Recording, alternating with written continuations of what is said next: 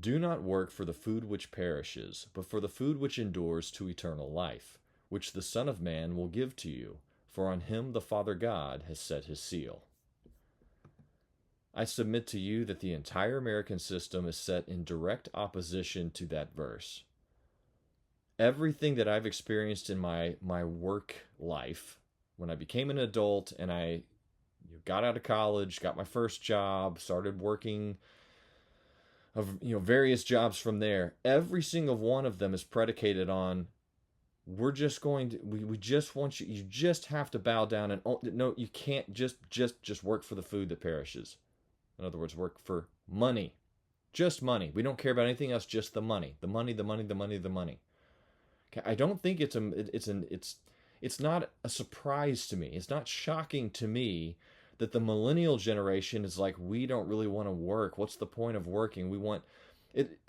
There was a trend, and maybe it's still happening with millennials, but like millennials are looking for something that satisfies their soul. And there were jokes about this from like the boomers and the, I don't know, maybe even Gen X, but from the older generations, they're like, why are all these young people? It's like they're looking to their job as if it's supposed to be something that feeds their soul.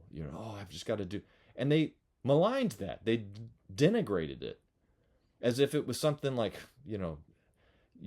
if you're looking for something that's going to feed your soul, and you're looking for work, some job that's going to fulfill that, you're looking in the wrong place. That's not where you go to get that done.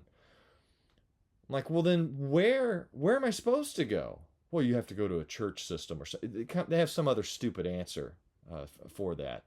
Never mind the fact that most of my daily life, most of the hours in the day are spent at my stupid workplace. Stupid workplace. Well, it's hard work, man. It's good work. You got to do something. It's not. Most of my waking hours, most of my daily life is spent at a job that is focused on one thing only: making money. That's it. That's all they care about. You say, well, dude, just find a better job that doesn't just focus on that. There are other jobs out there that don't focus on just trying. Like that's every job I've worked. I can't find another job that it has a higher purpose than just making money. The whole system, the system is rigged. This is the American system. Let me break down. This is going to be very raw. This is going to be a very raw podcast. I don't like to sit there and plan out my podcasts and go step by step by step. It just feels too fake. So this is going to be raw. It's going to be wordy, but here we go. I've thought about this over and over and over and over and over again from every single angle, and I keep coming to the same conclusion. And I feel like I'm the only person that sees it, but I don't think I'm the only person that sees it. Maybe I am. Maybe I'm crazy. Let's run with that. That actually would be a better explanation. Maybe I'm just the one weird crazy dude here, and everybody else is sane. That would actually be better. Maybe then I could just go get meds or something like that to fix my insanity. Let's start with this. If I want to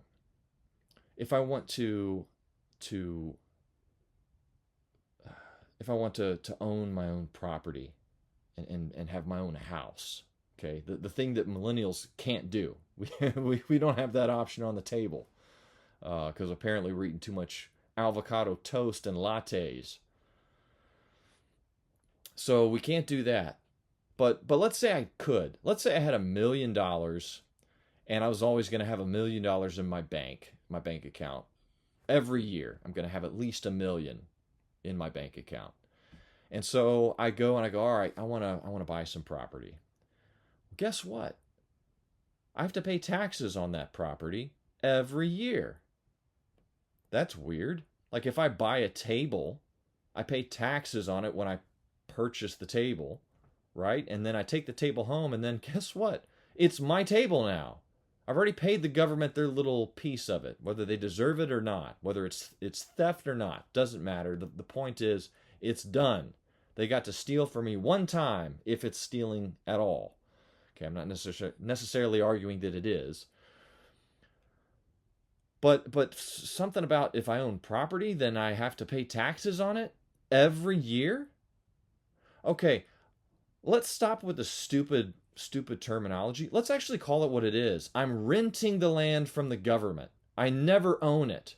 Okay, the apartment that I'm in right now, I rent this apartment. I don't own it.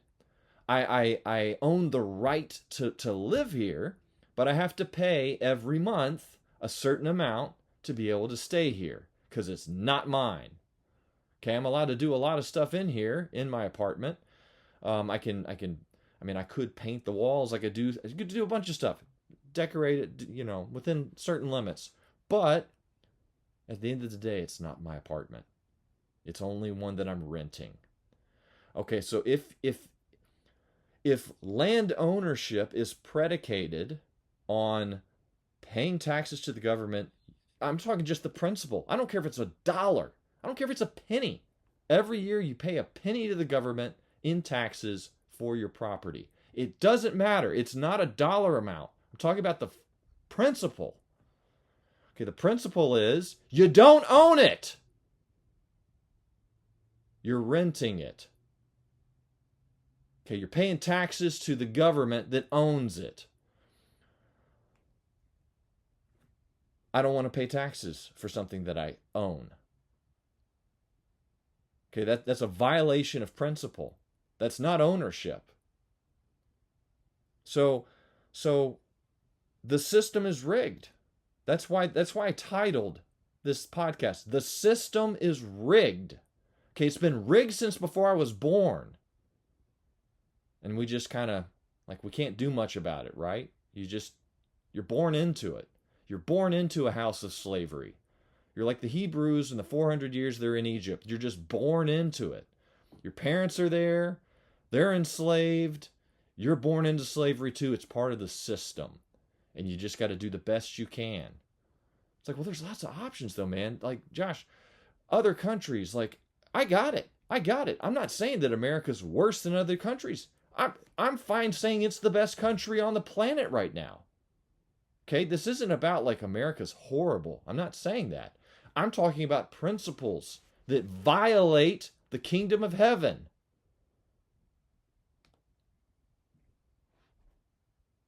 Okay, if the kingdom of heaven is supposed to advance, if the meek are supposed to inherit the earth, if that's part of what it means to follow Jesus Christ, the Savior, and if he warned us about the world and its systems and the kingdoms of this earth, the ones that Satan, said, hey, Jesus, if you bow down and worship me, I'll give you all of these kingdoms. Whether he was going to deliver on that promise or not, he is a liar. The point is, he had some kind of ownership. At least, maybe he's lying about that too. But it's a really good lie because most of the world's systems are predicated on lies. I say most as in 99.99999% of all the systems, the institutions, the whatever. They're rigged. They're predicated on demonic inspiration with people that are mind-effed by demons. Okay, the Soviet Union, I was talking to my wife about this. The Soviet Union was a lie. It's a system predicated on demonic inspiration. Okay, it's a lie. The whole thing was rigged. Predicated on a lie. Now we have a better lie, a less evil lie, let's say, in the United States. Maybe it's been called the American dream, but even that's changed. It's the concept of that has changed.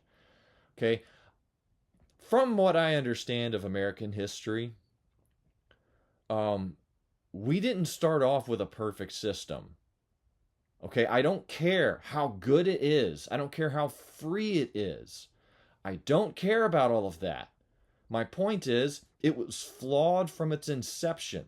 There was too much enlightenment shit that was infused into the system. Okay? The notion that you can be free outside of Christ, biblically, is a lie. Okay, there's a spirit of freedom, and if you're not in that spirit of freedom, in the space where that spirit of freedom reigns supreme, then you don't have freedom. There is no idea. There is no. This isn't just religious dogma. This is reality.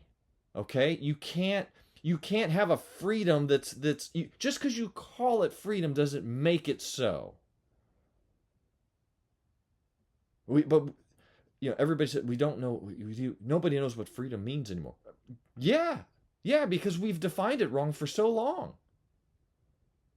We don't even know what it means to be human anymore. Okay, we redefined that's what I'm talking about when I talk about the Enlightenment. If you look at the Enlightenment, and I don't know a ton about all this stuff, guys. I'm not an expert. I'm not an expert. I just know a little bit about all of this stuff, and I can see. I try and track ideas throughout history to see the logical outworking of them, and it's like a straight line. I can see it. The idea coming from Nietzsche of we've killed God. We've killed the ontic referent, the thing that defines reality, the thing that we look to, the ultimate standard we look to set our entire civilization upon, to derive the principles and the foundation that we're going to build a civilization upon. If we don't have that, if there is nothing beyond it, we have essentially said there is no God, so then therefore man has to become God. Okay, well, what's the next step there? If we're talking about from the biblical framework, if there's God, then there's man, then there's woman, and then there's children, and then there's the creation. The animals and the created order after that. The earth that we steward. Okay, we kill God, metaphorically, rhetorically perhaps. And so then now man becomes God. Well, where does woman go? Well, now we can redefine everything. So we're gonna elevate woman. Woman wants to be in man's position. Man wanted to be in God's position. So we'll shift everything. And now where there's a push towards children can make their own decisions. Children are smarter than their parents. A 6-year-old who's a boy, biological male, who thinks he's a cat, is a cat. He can be whatever he wants. He's got more discernment. He can identify as what, like, it's the same pattern. It's the same pattern of chaos. Okay, when you take away God and then you put yourself in his position, well, everybody else can move up the line to fill in the gaps. This egalitarian crap of men and women are absolutely equal and there's no differences except for the one that we just can't deny, which we've been trying to, and it's not working, which is that only women can give birth. Like, no, men can too if it's somebody who identifies as. This is all BS. This is all part of the same system. It's all rigged. This is what happens when you say there is no God, there is no spiritual realm. Let's take the stupid atheist perspective. The Richard Dawkins route. Let's go in that direction. See how we end up. We end up with a bunch of dehumanized people who are being treated like machines working at freaking Amazon. Warehouse crap, doing stuff that is just repetitive, monotonous, and it's not so much the tasks that you do in these types of jobs that make it dehumanizing. There is an aspect though to it because again, this whole, like, the architecture, anything that humans touch, anything that humans make or produce, okay, it's being inspired by something. It's being motivated by something. Okay, the architecture, the gray box shape, like, think of like and I'm not even a Catholic, but think about like the beautiful Catholic cathedrals, architecture that's gorgeous. And the amount of effort it takes to do that, and the amount of artistry. Like, there's some serious inspiration coming from somewhere, and it makes you stop and go, wow, that's awesome. Okay, you don't have that reaction when you walk into a freaking warehouse. Okay, you don't have that reaction. You have a different reaction, but you don't have that one. Whatever is being, whatever the inspiration is behind the Amazon warehouse, and I'm picking on Amazon because everybody knows about that, but whatever it is, these big warehouses, this isn't a place where human beings want to stay. But yet we're going to set up a system, we're gonna say it's for efficiency. We're gonna do it because we can produce massive amounts of wealth, and we can do this at the expense of the human beings who are a part of it. But we're gonna set the system up to where you have to do that. Our civilization is going to collapse if we don't have everybody playing their part, going to these whatever what used to be 9 to 5. It's not 9 to 5. It's all over the place. It's whatever. It's whatever. This is how you live your life. This is your life now.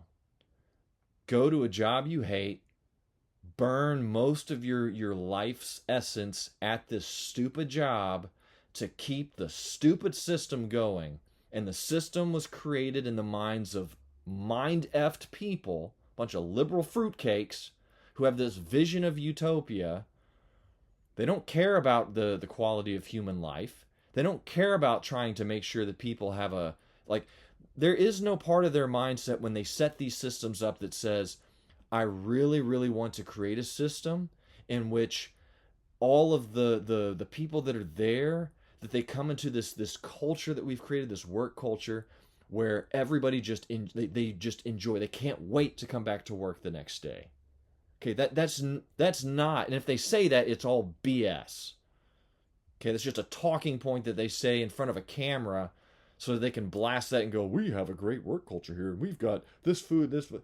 No, that's all BS, because the spirit behind it is greed. Okay, that's what it is. It's money that perishes. Food that perishes. That's all we want. Why? I don't know, because I want to buy other stuff that perishes. Materialism, consumerism. What's the point? These are bigger questions. What's the point of civilization? Oh, just because we have more shit? We've lost the ontic referent. We don't care about God. We don't care about the afterlife. We don't care about anything other than just keep the system going. Keep the system going. Go so fast and stress yourself out. You just got to pay your bills.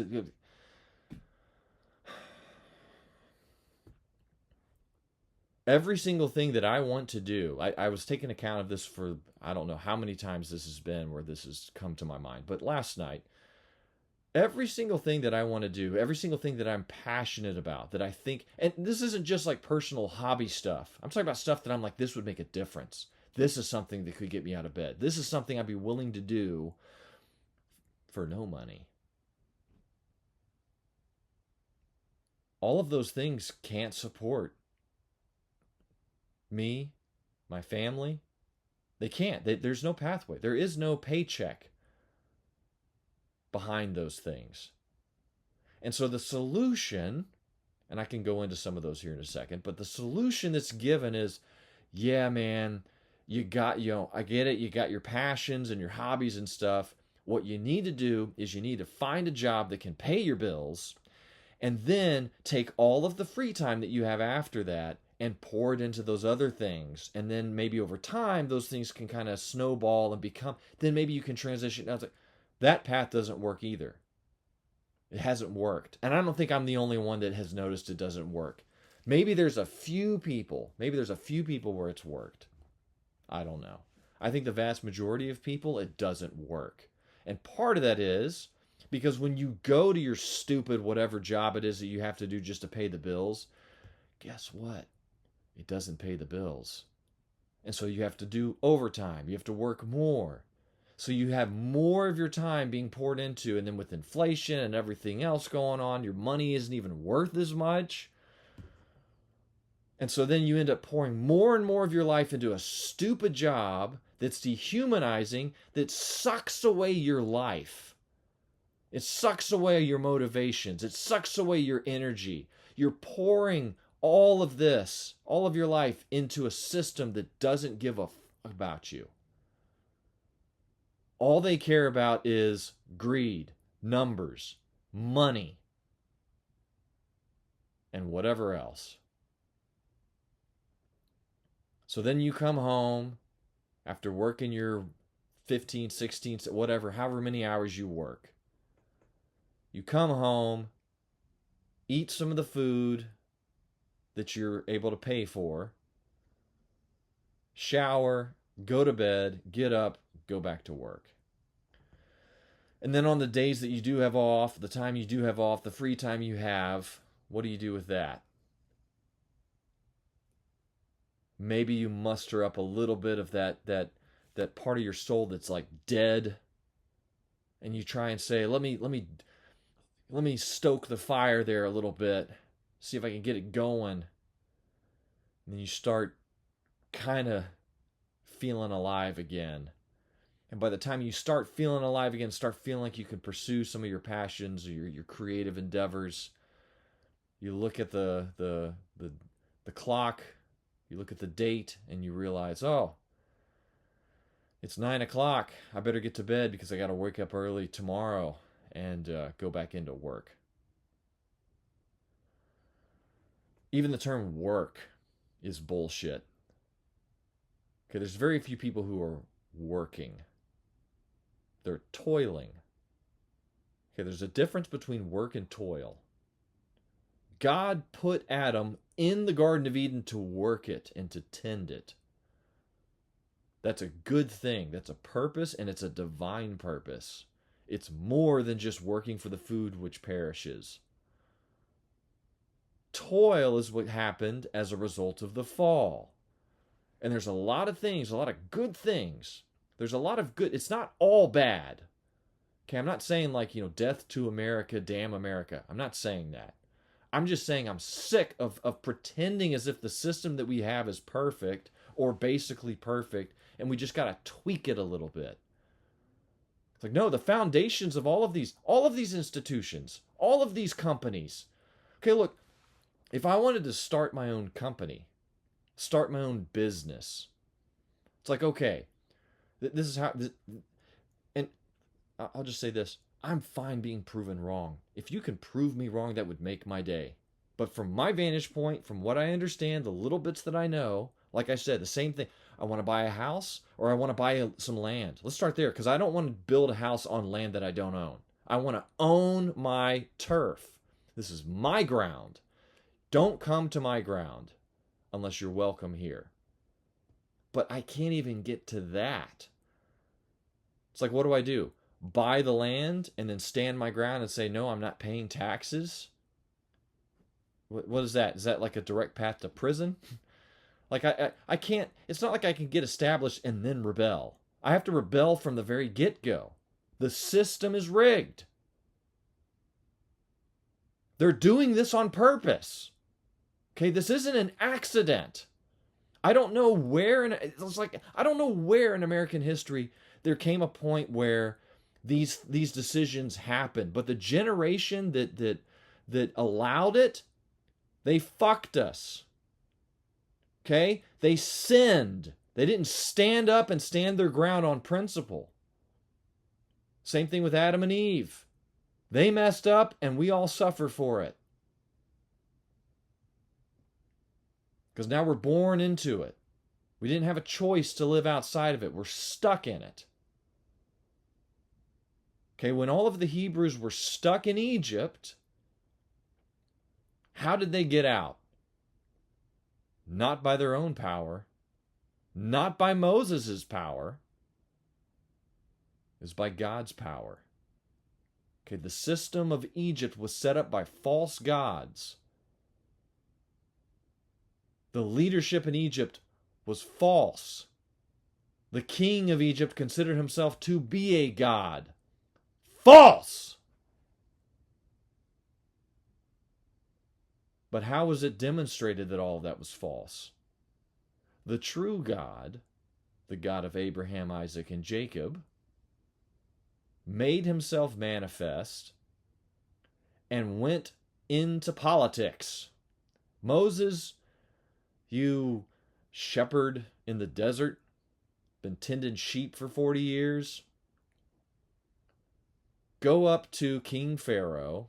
That's redundant. Pharaoh means king. But go up to the king and tell him in my name to let my people, the Hebrews, let them go so they can offer sacrifices to me.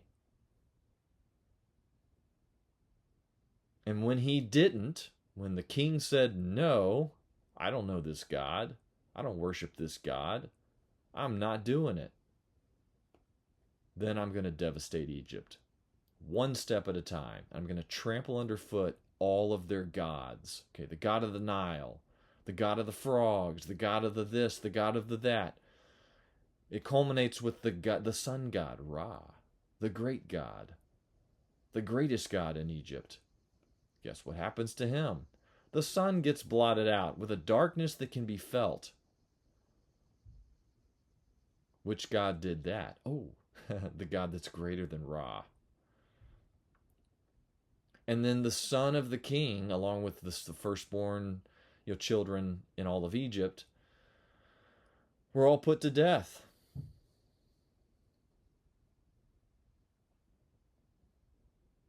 That was a judgment. The king's son was supposed to be the next god after the Pharaoh. Moses' God beat him. Moses' God was able to defeat the gods of Egypt, and then with a mighty hand pulled them out of Egypt. That's intense politics. But it didn't come through like negotiating and tweaking the Egyptian system. Look, we just got to tweak it, make it better. We need to give a little bit, few more rights to the Hebrew slaves. They don't have enough rights. Maybe we need to give them a few more. Well, okay, we'll need to tax them a little less. No, you pull them out of the system because the system is effed. Deliberately so. It's rigged by demon-possessed idiots. Okay, that's where we're at. There is, I don't see any path where we go and negotiate with demon-possessed politicians and government bureaucrats to try and tweak the system and make it a little bit easier for the middle class or whatever. I don't see that. That's great if we could. Maybe there is hope for it. I don't know. But what I see is I'm like, I can't even go and buy a piece of land and own it. I can't build a house on that piece of land and own it. I have to pay freaking taxes on it. That means I don't own it. No, you own it. You just pay taxes. Bullshit. Bullshit. Stop telling me this bullshit. This is boomer shit. And maybe older than boomer shit. I don't believe the lie. You guys may have. Maybe y'all are too stupid to understand it. Maybe I'm a prideful, arrogant prick. But I understand it. I understand when I'm being lied to. You can't piss in my face and call it rain.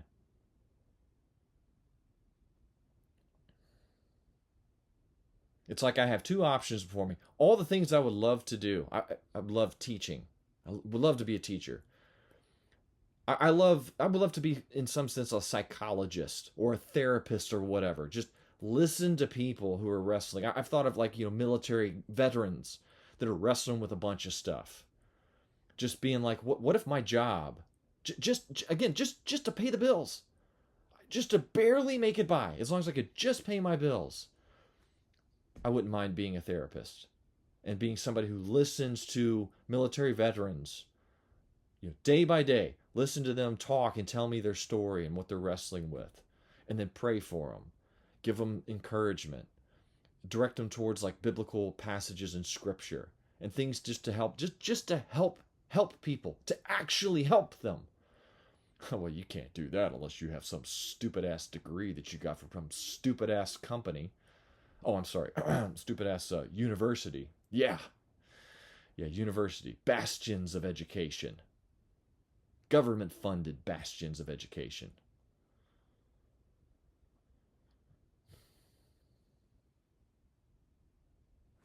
Love to be a teacher. Would love to be somebody who listens to other people, helps them out.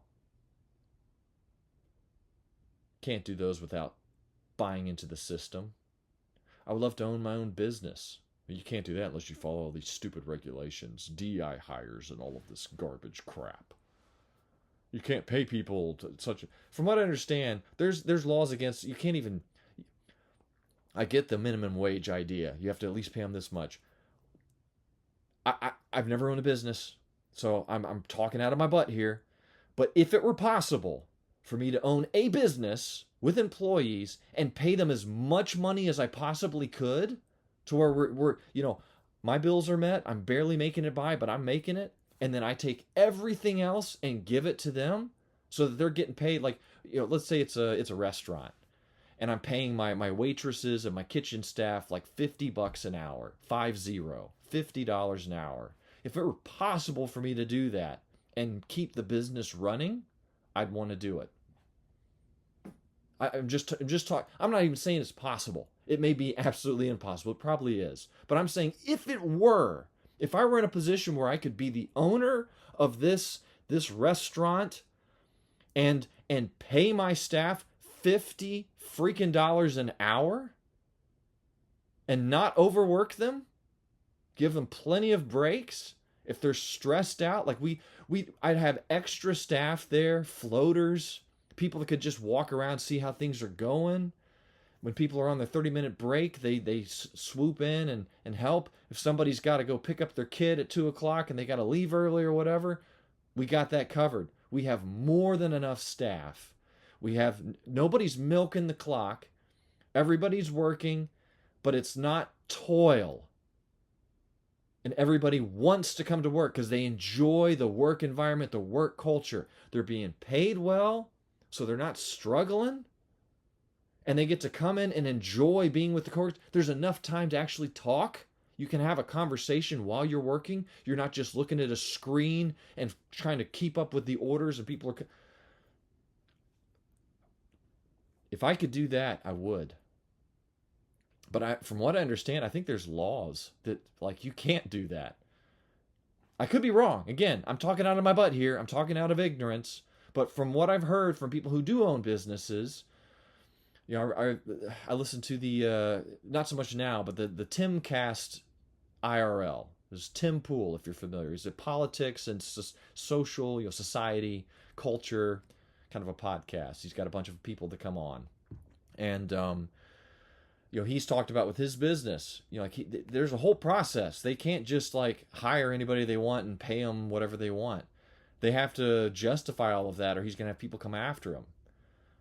From the government, you can't just, you have to make a legitimate position.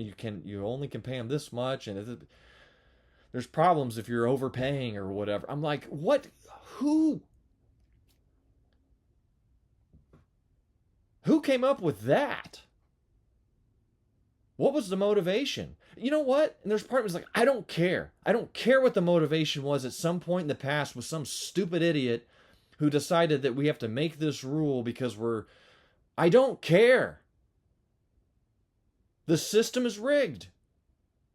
You either play by the stupid rules that have been set up by a bunch of liberal fruitcakes, liberal idiots who don't care about God, who are the logical result of the Enlightenment forward, a world without God where we can make up our own fucking rules.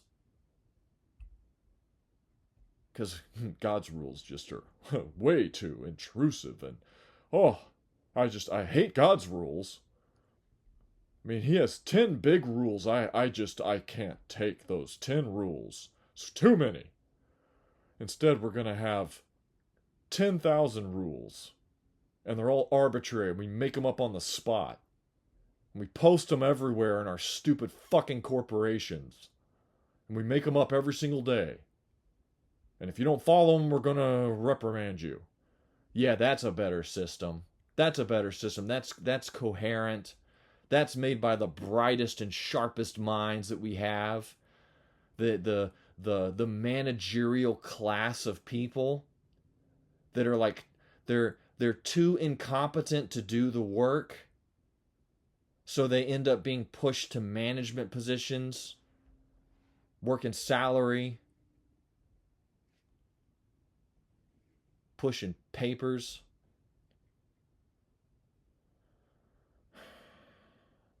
I'm not saying there aren't some good managers in that managerial class.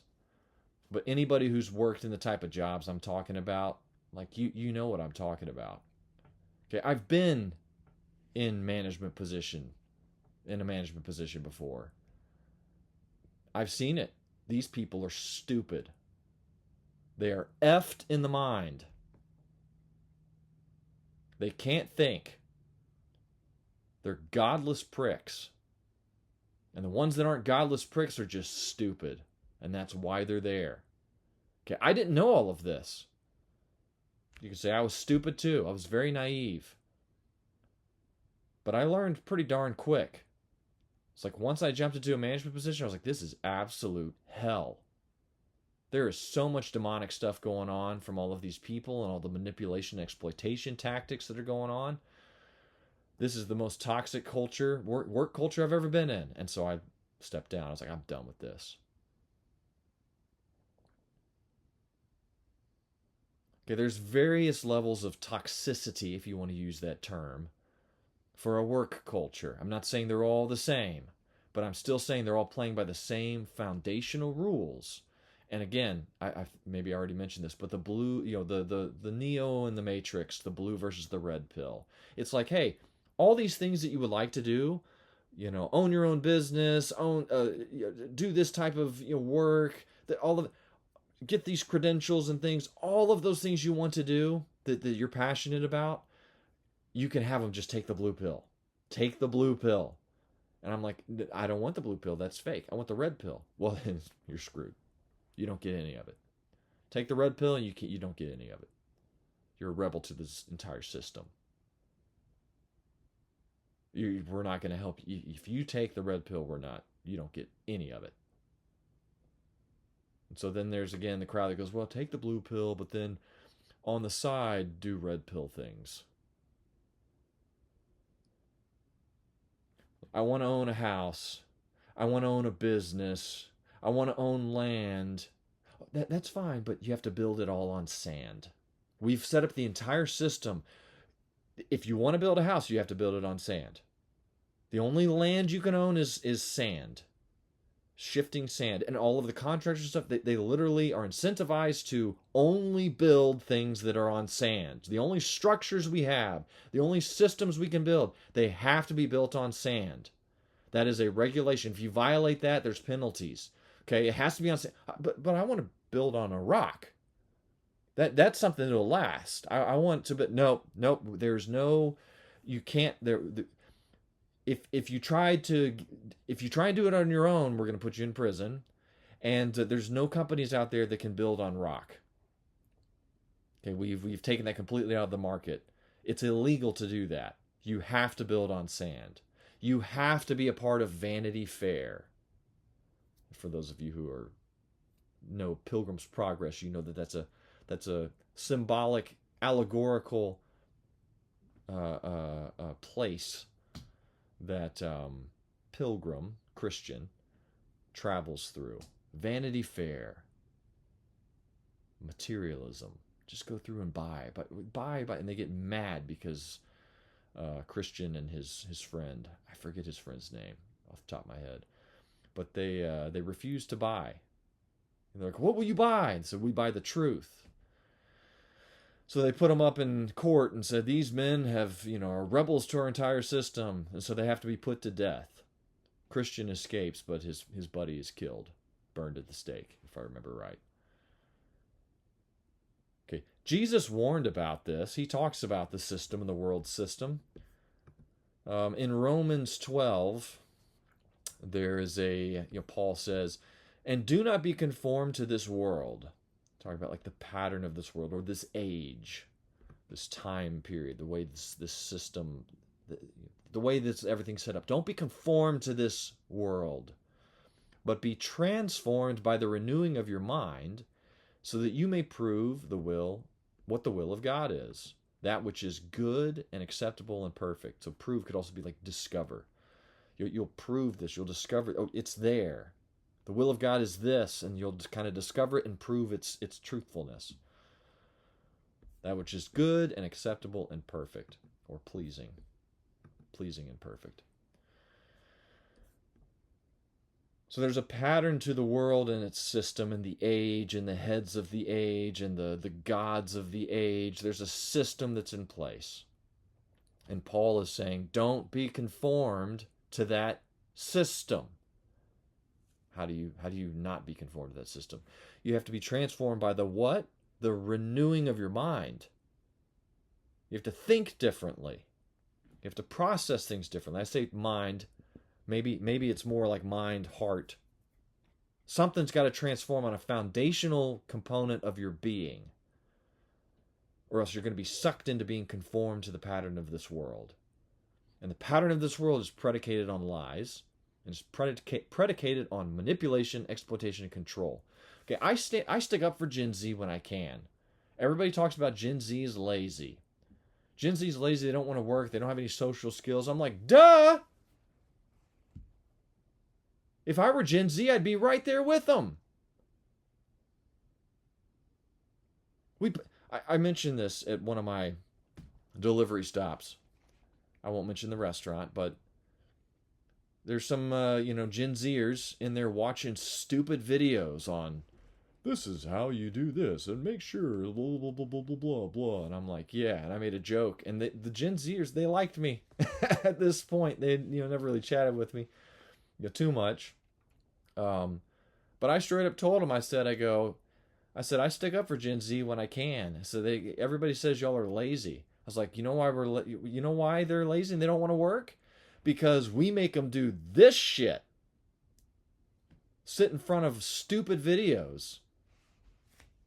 Stupid videos, again, created by stupid liberal fruitcakes. Well, we made them watch this. All of the people in our company have watched these videos. Yeah, that's just so that you can fire them or get on their ass when they don't do something you don't like. Because you mentioned it in a video. You put a Post-it note up on the window. You put this in the office here. You put that there. You have all of these rules and things so that therefore anytime you want to get rid of somebody, you got plenty of reasons to do it. They violated something somewhere, and so you can kick them out. You can basically just do what you wanted to do, which was keep the people you want to keep and get rid of the people you don't want. But you have to have some reason to do it so that the paperwork trail is there. And so that's what you do. You put an impossible number of rules and regulations and stupid mind-numbing videos and educational shit. Make everybody watch that. Join your stupid fucking cult. And then you got them. Then you're the one. It's power dynamics. Postmodernism. There is no truth but power. It's a stupid statement. Because I have to assume it's true in order to believe it. And if it's not true, then I'm not going to believe it. Is it true that there is no truth but power? Okay, then Derrida or Foucault or whoever these stupid French philosophers are, I don't want to read your damn book. If your book starts there and it says there is no truth but power, well, you started off with an inane statement. It's an oxymoron. So everything else that's built upon that is stupid. It's nonsense. Because you want me to think that that's true. You want me to ingest that and go, well, yep, there is no truth but power. It's all just power. Whoever's the most powerful gets to set the rules. Yeah, that's true. And then we go from there. No, you start with truth or you start with a lie. Then you can have your power structures put on top. Okay, the truth is that truth is the most powerful force in the universe. Okay, that's the part Satan doesn't like. Okay, this is why it's a demonic, satanic lie that there is no truth but power. That sounds like Satan. It sounds like an angsty teenage Satan going, I don't like it that God created a universe with his power, and he's forcing us to all have to follow his pattern and his universe that he created. I don't like it. There's no truth. It's just all power. It's just you being powerful and forcing your will upon us. I want to do it my way. All right, Satan, build a universe. Okay, I'll build a universe, but I don't have that power. See, it's a problem. If I had the power to create a universe, then I could create it how I want it. But we have to do it your way, so there's no truth. It's just power. That's how I see that. It's just satanic. It's just I mean that like literally. It's just adversarial. It's I don't like the system God made. I don't like this world. I don't like the actual physical world, the created order, not the systems that we've built on top of it, these institutional civilizational crap. You take away American civilization, you take away every civilization in the world, you on earth, they're all wiped out, you still have God's creation. Okay? The human beings and the animals and the plants and the stars and that's God's creation. Okay? If you as a human being look at God's creation and you say I don't like it, I hate it, like intrinsically, I hate everything about it, well then by definition you're an adversary to the God who created it. Okay, it's like looking at a painting that an artist painted and saying, I hate that painting. I absolutely detest every aspect of it. Okay, well, the artist made it, so you're spitting in the face of the artist. Now, that's fine with regard to human artists. There's plenty of garbage artwork out there. And I could say, this is absolutely repulsive. This is absolute shit. The artist is shitty. Okay, there's a problem though when it's the creator of the universe. Okay, so that's the anti-God spirit. That's Satan. That's what Satan means, by the way. The adversary. Just adversary. That's what Satan means in Greek and Hebrew. It just means adversary. Okay, so this serpent in the garden is an adversary to God. And he tries to persuade Adam and Eve that, hey, this God here, he's not. He's all you. If you eat this fruit that he's telling you not to eat, you're going to become just like him. Okay, he's not special. He's withholding this from you. You can create the world the way you want it to be. You don't have to follow his pattern. You can make your own pattern. You can set your own right and wrong, this and that. You can make it how you want it to be. Okay, this is a power play. This is a power play. And of course, when Adam and Eve eat the fruit, Eve being deceived, Adam not being deceived, but going along with it, and there's more, we could talk about that, but the point is, when they do that, they realize, oh man, we messed up. That guy over there, the serpent, lied. It's absolutely clear. He lied. We have not become what he said we would become. So he definitely tricked us. It'd be one thing if exactly what the serpent said happened, or promised would happen, happened, where they suddenly now had the power of God and could create the world how they wanted it to be and set their own patterns and establish that and contend with the creator God and be like, yeah, you're no different than us. Then there might be an argument of like, well, okay, the serpent guy was saving them. He was providing salvation from this tyranny from the creator. Okay, but he wasn't. He lied. So the question is, why did the serpent lie? Maybe he didn't like God's creation. And maybe he didn't like the human beings who were created in his image. And so he wanted them to suffer. So then he's the bad guy. He's not misunderstood. He's not, oh, he hates humanity. It's the same lie. Just create your own. Create your own truth. You can do it. It's a free country here in American culture, especially. You can create your own truth. And if you don't like it to do it here, you can go over to India and be a Hindu and create your own truth. It doesn't matter what you believe, just believe. Whatever you just believe in, just believe it. If you believe it strong enough, it's true.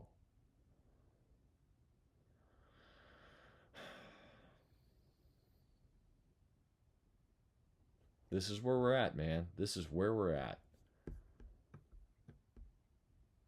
I don't know what path I'm supposed to take forward.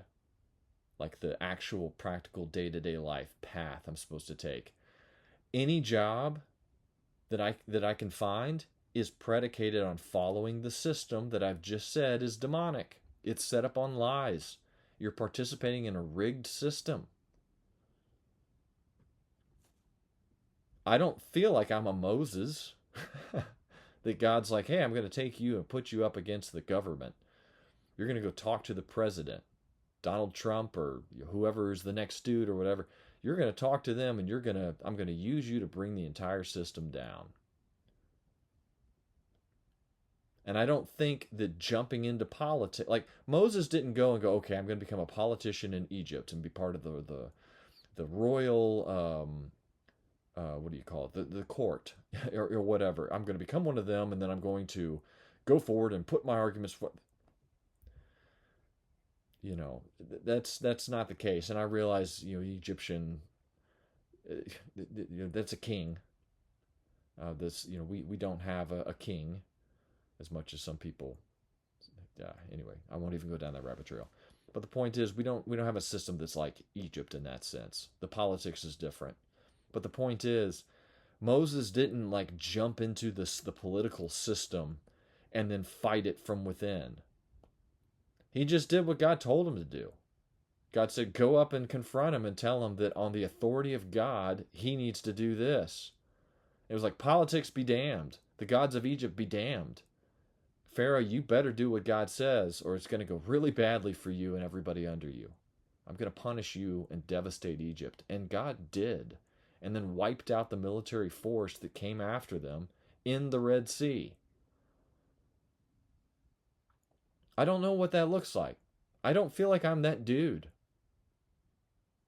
I'm just some average Joe Schmo down here who's angsty, has made a lot of bad decisions in his life and suffered for them and what's the word? Rightfully so. I'm trying to think of a different term. But deservingly so. Okay, I'm not this amazing perfect prophet or whatever. Not that there ever has been a perfect prophet. I mean, Moses was a murderer. But the point is, I don't see a path forward when the first step that I see as the legitimate step is to rebel against a tyrannical government. America's tyrannical? It's a soft tyranny. They've rigged the system. I have no choice but to participate in the system. I'm stuck in it. There is no escaping to some other, continent that hasn't been discovered yet and then setting up camp there and dealing with all of the struggles that come with that, like, the founding of the United States with the Pilgrims and everybody coming over to a new land. And I don't know what this looks like.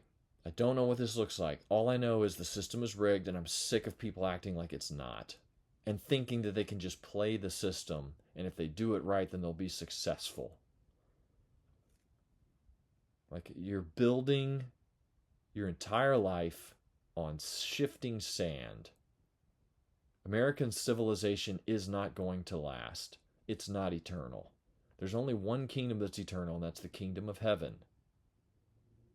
And at some point, the meek will inherit the earth, because the kingdom of heaven will be united with the earth. That's the end goal. That's the promise. That's what Jesus told his disciples. Hey, I'm going away. I'm preparing a place for you. And when I come back, I'll receive you into myself. And, you see that in the book of Revelation, the kingdom of heaven, the Jerusalem. Again, there's lots of symbolism, but is coming down, and now heaven and earth are meeting once again. Perfect paradise. Heaven and earth become united once again. They were removed with the fall.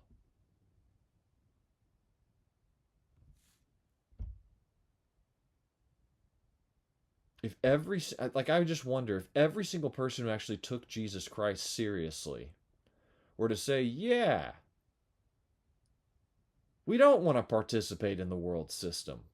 We don't want to participate in this stupid American culture that's godless, and participate in all of these stupid boomer shit systems that are set up to extract and to dehumanize. We don't want to do that. I don't want to jump into a system that's already predicated on lies and just, clean it up from the inside. We just got to put some Christian. It's the same concept. We just got to put some Christians back into the public schools. No, the public school is predicated on lies. It's predicated on post-enlightenment bullshit. That's not the biblical way to do education. Okay, I'm not against having a school, but I'm saying the public school system is garbage. It's demonic. It is mind scrambling.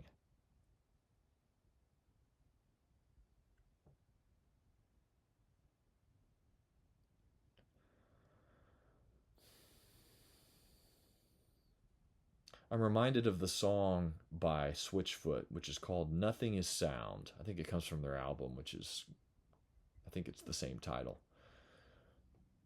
But he repeats over and over, and he's yelling it, singing it very high. He's not really yelling it, but he's saying it with passion, with conviction. Nothing is sound. Nothing is sound. Nothing is sound. Nothing is sound. He's talking about the culture, the world. Nothing is sound. Everything's shaky. There's no place to build.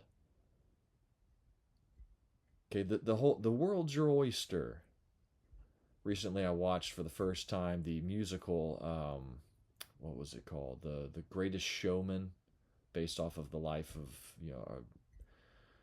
a real dude. I forget his name, but like the circus guy or whatever. And Hugh Jackman's the lead. Great, not great. Good music, catchy tunes, but one of the main songs is about his dreams. He's like, I've got a million dreams keeping me awake. We can build this world that I'm seeing. We can basically be what we want to be, do what we want to do. We can make this world the way we want it to be. And I'm like, that's really dangerous. That's really dangerous. I don't subscribe to that. If that's the American dream, is you can come over here and just build whatever you want and make it however you want it to be. I don't want that. That's too open-ended. That's too demonic.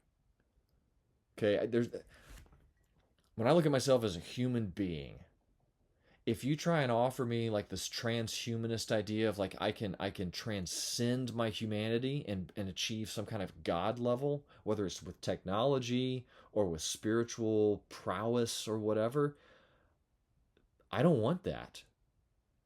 Because I believe that is fundamentally a lie. It is impossible. If I merge with the machine, I lose who I am as a human being.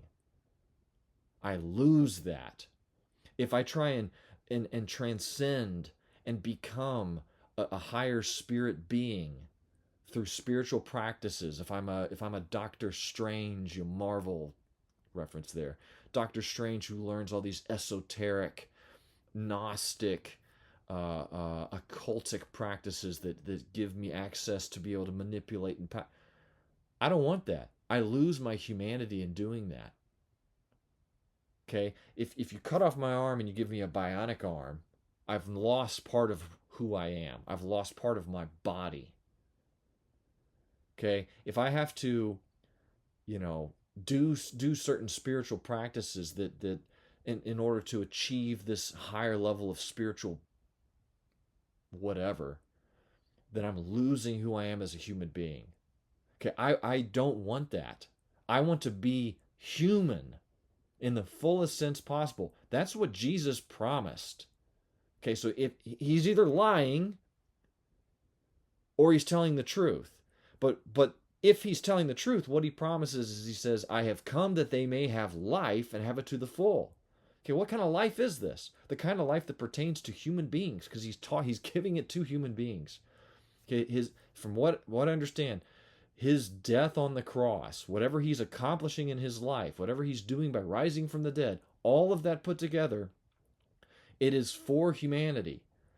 Okay, I've thought about this with regard to like the theological implications. Like, did he die for the angels? Did he die for the angels that sinned? Did he die for the demons? Did he die for the unclean spirits? Like, do they have an opportunity to be saved? I don't know. That's an open-ended question in my mind. But what I came to when I came to these conclusions, this was years back, it's like the gospel message, which Paul talks about in the beginning of Romans and other people mention. Paul says it has the power. He's not ashamed of the gospel of Christ, the good news of the Savior. He's like, I'm not ashamed of this message that there's this Savior that's come to save humanity. He says because it's the power of God to salvation for anyone who believes. Okay, and belief is more than just a cognitive assent. Oh, I believe this. I say I believe this, but I don't live it out. Okay, to believe something is to embody it and to live it out. That's true belief. If you want to know what somebody believes, you look at what they're doing.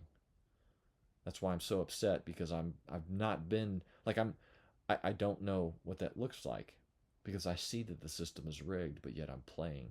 I'm a part of the system. So I'm participating in something that I don't believe in. I see it's fake, and I feel like I'm becoming more fake by being a part of it. I can't blind myself to it. But Jesus says he offers life and life to the full. Okay, that's offered to humanity. Maybe, again, this will go off in a theological can of worms, maybe he can offer life to unclean spirits and redemption and things, but biblically I don't see that. Maybe he can. Maybe God can do that and he has a plan for that, but that's not mentioned in the text. Okay, the death on the cross that Christ did, that this Yeshua, this Hebrew Jewish rabbi, he's in a human form. He's in a body, a human body. He's not a spirit being, a higher spiritual, cherub or seraph or whatever, others. He's not that. He came in the body of a human, and he died to redeem. He's the second Adam, to redeem humanity, to offer salvation to humanity, to offer life to humanity. So it's for human beings. So if we're going to find abundant life, and if Jesus isn't lying, if he's telling the truth, then he's the one that offers that. And so if he offers that, then the more that I take that life, that spiritual food, the more human I become. I don't become less human, I become more human. I don't transcend my humanity, I become my humanity. I become exactly who I'm supposed to be. It seems like with the other paths of transhumanism or spiritual, nirvana or elevating or whatever, you have to lose your humanity. That's the thing you have to sacrifice in order to achieve whatever your goal is. Well, that's death. I have to offer my soul to the devil. I mean, just one example off the top of my head. I heard this in a podcast too, where they were talking about this. The notion of what's it called? It's where you're dreaming, and you're it's right at the tip of my tongue. It's where you're dreaming, and you're trying to leave your body. Astral projection. Okay, people that try and practice those types of things. The descriptions they give is basically it's like your soul, or at least the non-physical aspects of your being, at least in the way that you're able to understand it, comes out of your body, your physical body, and it's connected by a cord, and you're trying to go as far away from it as you can. Well, that's a description that people give of dying. People who have like died and come back, they're like, yeah, my soul left my body, and then my soul came back to my body, and I came back. Same kind of phenomenon, the way it's described with like, certain drugs. Not LSD, although maybe it's that too. DMT, ayahuasca or whatever, where you blast out of your body into some kind of a spiritual veil is parted, and you're now here. But then you come back to yourself. Again, I've never done this stuff. I've just researched it. Like those are all, like, that's what death is. It's where your spirit and your body are separated. That's part of why the resurrection, from the biblical understanding, when Christ says, when Jesus says, like, hey, there's going to be a resurrection of the dead. Human beings are going to be re-embodied. Okay, God can take the spirit, the soul, the whatever, the non-physical part, and he's going to keep that. He's not going to leave it in the grave, but it is going to be reunited with a new body, because that's what humans are. Humans are part body. This Gnostic idea that our body is just kind of extra, and we're just a spirit. No, maybe the other spiritual beings, the angels, the demons, the cherubs, the seraphs, or cherubim and seraphim, whatever, all of these other types of spiritual entities that God's created, the watchers, all these terminologies and stuff that people use, and that the biblical scholar or biblical writers use. They could be different types of spiritual beings, different spirits than like the human spirit that's within us.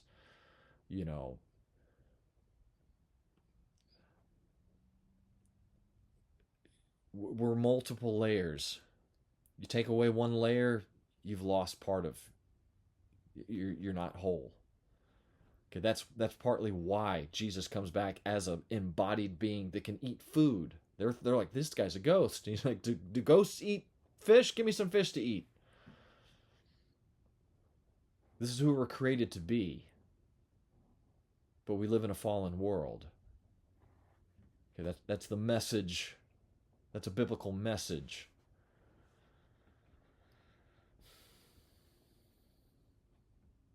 So we're in a system that's rigged, and we need to be saved from it.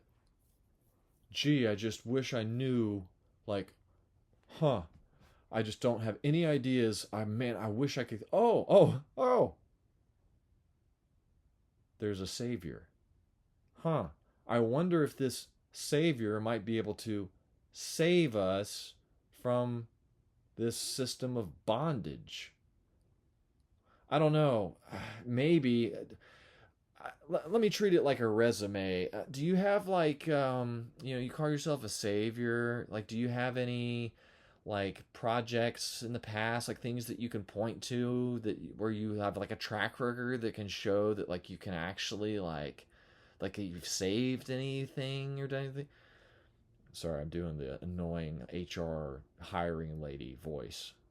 That's another thing I detest about these systems. It's like, yeah, let's take the people that have the least amount of discernment, as a general rule, the ones that can't think. Let's put them in charge. Let's make them the gatekeepers of the company. We'll let the women who emote most of the time, let's put them in charge of it. They're going to be good at hiring people. And again, it's never like this really sharp, discerning woman that is really striving to think clearly. It's always the worst kind of woman that's in HR that's doing the hiring. The kind that can't think, that can only emote. And if she likes you, has the vibes hit right or whatever, then she'll hire you. So freaking stupid. It's part of the system.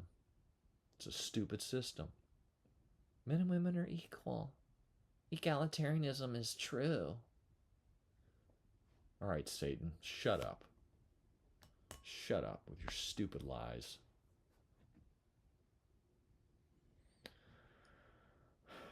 Lost train of my thought, or lost my train of thought, as it were.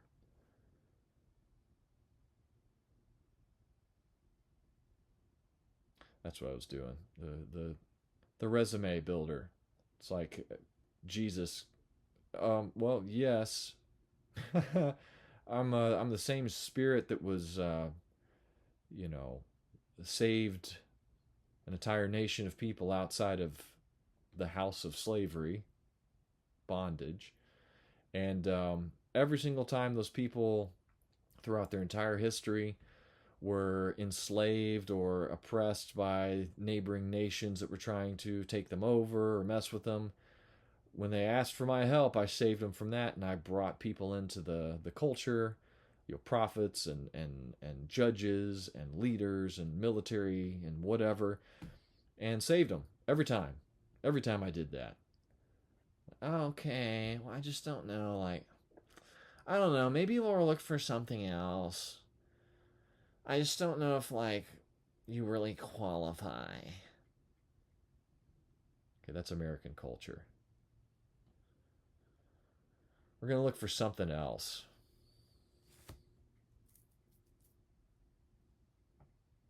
I guess I'm to a point where I'm like, I've looked into this enough. It's like I've looked into like the biblical stuff enough to where I'm fine just going like, yep, nope, this makes the most sense. It's taken a long time for me to get there because I've been a skeptic most of the time, most of my life, because it was just like I was never taught why all of these things are true. I was just told that these are true, that's a lie over there. I'm like, well, how, I don't know if I can trust it. But two things have happened simultaneously. One is I've been able to see that the biblical stuff proves itself out. Like it demonstrates its trustworthiness and truthfulness. I'm like, yeah, okay, yeah, no, that's actually real. I can see that. I can see it in reality. It's real. These principles play out. They're true. So I have that on the one hand.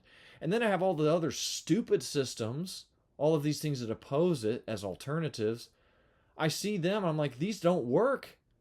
And they're contradictory. They're not internally consistent. And then all of the accusations against the biblical system is, well, this is a contradiction over here. It's like, no, it's not. When I look into it, I'm like, no, it's not. Whether the person who is accusing it, putting forth the accusation, I may not be able to convince them.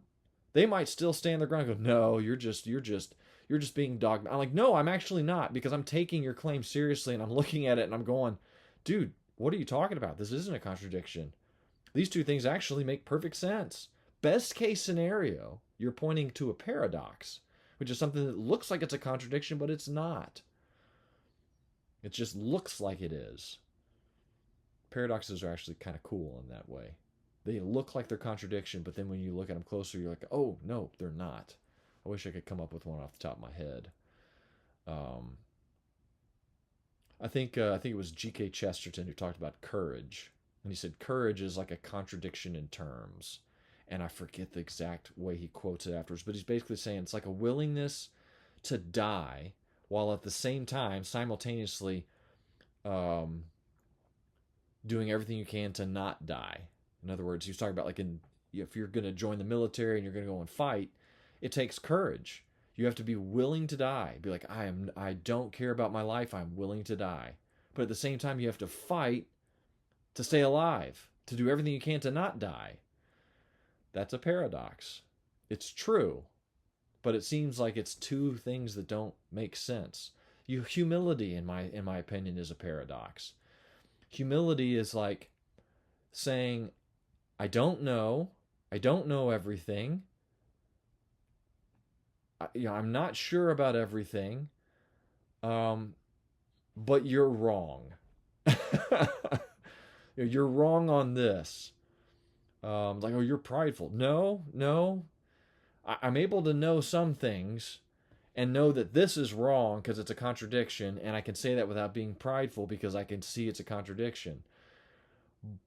But I'm not going to just say you're wrong because I said so. You're wrong because this is true. So humility looks like you're being arrogant sometimes when actually you're not. You're standing your ground. You're being steadfast on the truth. Standing your ground and saying, no, this is true. No, I don't care what you say. This is true. And you can't defeat this truth, then I'm not going to move. Oh, you're such an arrogant, stubborn prick. No, the word you're looking for is humble. That's what humility is. It's standing on the truth to the best of your ability, and at least, even in some cases, if you don't know if you're standing on the truth, you're hoping to. So if you're like, if I'm going to err, if I'm going to make a mistake, let me do it while I'm trying to stand on the truth. Maybe if I fall down, I'll fall on the truth because I'm trying to stand as close to it as possible. And maybe on things that I'm not sure about, I'll hold those in tension within my mind. Instead of just going, well, no, it has to be this. No, hold on, let me think about this. I'm not sure. I don't know. And I'm fine saying I don't know on some things.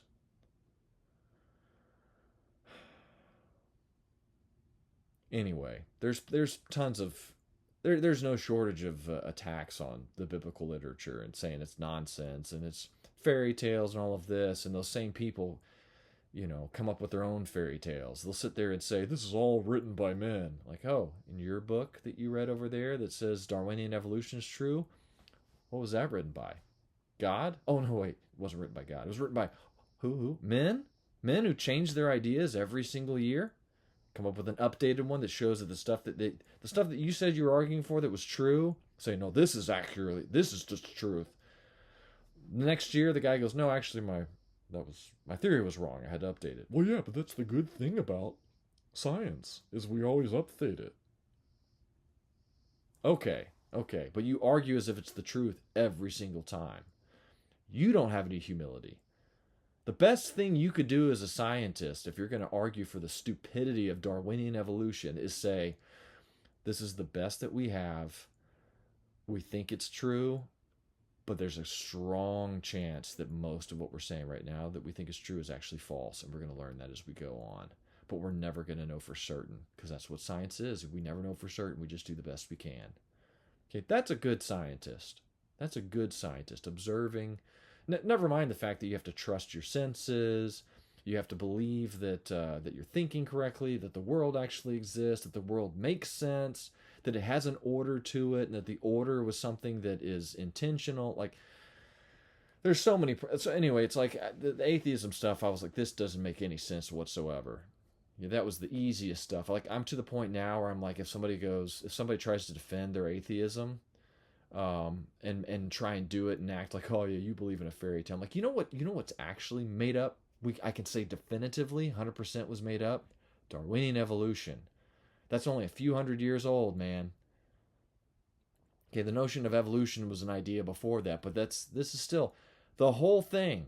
Nobody has gone back in time and had a billion-year, there's been no scientist who's done a million-year-long experiment to see if evolution happened. It's never happened. Nobody can do that. Okay? The scientists who believe in that crap don't even believe human beings were around that long. Okay, this is blatantly obvious. The whole fairy tale of there's billions of years and stars and this and blah, blah, blah, blah, that was made up. That's a fucking fairy tale. By definition, you made it up. Nobody witnessed it. You had to make it up. It's by definition made up. And yet you sit there and point the finger at, well, you guys believe in this Bible fairy tale thing. Okay. Let's just say that that's true. And the Bible's a fairy tale. I like my fairy tale more than yours, you dumbass. You can keep your stupid fucking fairy tale. I'm going to keep mine, because at least mine has some history behind it that's a lot longer than yours does, and yours leads to all of the bullshit that I'm having to deal with here. Yours leads to the stupid cultural problems that I have, where the system is rigged. My fairy tale beats yours. Okay, if Jesus Christ is a fairy tale, he's a pretty darn good fairy tale. I'll take the fairy tale over your your nonsense.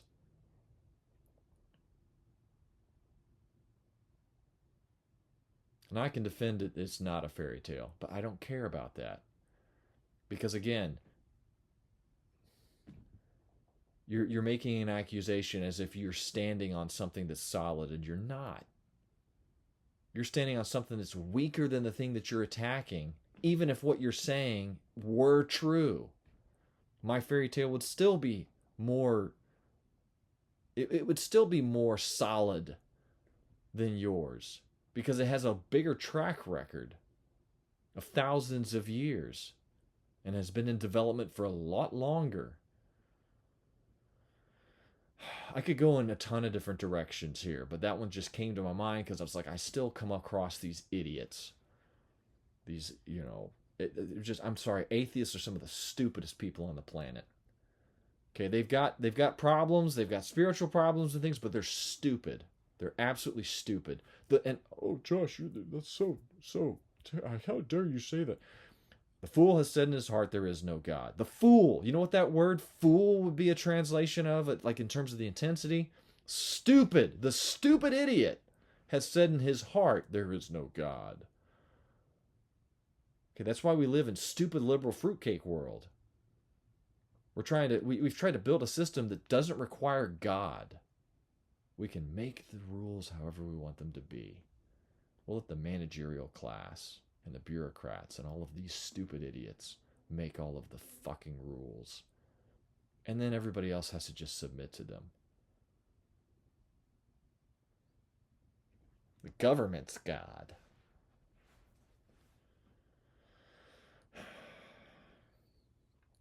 I don't know the way out of this other than to stand for the truth and call it out. Call it as I see it. I don't know what job I'm supposed to get. I don't want to play into the system to get the credentials. Like, I don't want to. I would love to do like trade school stuff. But then it's like now I'm just using those skills to keep the stupid system going. The stupid system that's predicated on nobody owns anything. You can't own the foundation. Literally the foundation. You can't own the foundation of whatever it is. You can't own the land and actually own it. Like if there's no symbolically, that's perfect. It's a perfect symbolic, like allegorical. Literally the foundation you can't own. The government owns it.